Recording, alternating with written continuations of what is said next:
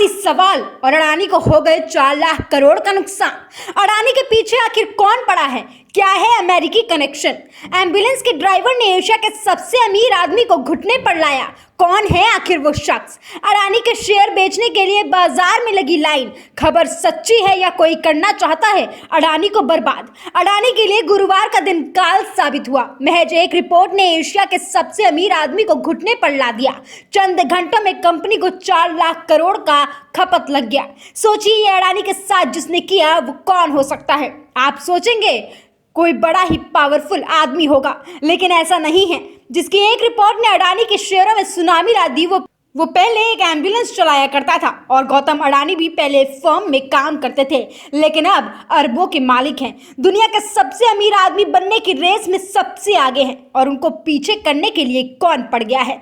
America का एक मामूली एम्बुलेंस ड्राइवर, जिसकी एक रिपोर्ट ने दुनिया के तीसरे सबसे अमीर आदमी को हिला कर रख दिया है। इसमें कितनी सच्चाई है ये तो आने वाला वक्त ही बताएगा। अडानी के पीछे क्या दुनिया के सबसे अमीर आदमी पड़ गए हैं क्योंकि वही एशिया से उन्हें टक्कर दे रहे थे? क्या इसलिए अमेरिका रिपोर्ट की गई? ऐसे बहुत सारे सवाल हैं, लेकिन फिलहाल जो सत्य सामने है वो ये कि अडानी के शेयर होल्डर्स को अब तक 4 लाख करोड़ का नुकसान हो चुका है और इसके आगे भी बढ़ने की काफ़ी उम्मीदें हैं। इससे सबसे ज़्यादा खुश कौन होगा? ज़रा आप बताइए, कौन होगा? क्या आपको भी कांग्रेस लगती है? कमेंट में ज़रूर बताइएगा। फिलहाल इसके पीछे की पूरी कहानी आसान भाषा में समझिए। अमेरिका की एक रिसर्च फर्म है जिसका नाम है हिंडनबर्ग। उसने अडानी ग्रुप पर एक रिपोर्ट की जिसमें दावा किया गया है कि अडानी की कंपनियां 85% ओवर वैल्यूड है। मतलब जितने का माल दिखाया गया है उतने का माल है ही नहीं। इसके अलावा रिपोर्ट में अडानी की कंपनियों पर कर्ज को लेकर भी बड़े सवाल उठाए गए हैं। दावा किया गया है कि अडानी की कंपनी पर 2.2 लाख करोड़ का कर्ज भी है। इस रिपोर्ट के आने के बाद अडानी का शेयर रॉकेट बन गया, लेकिन नीचे खिसक गया। एक दिन में अडानी का मार्केट कैप 90,000 करोड़ घट गया।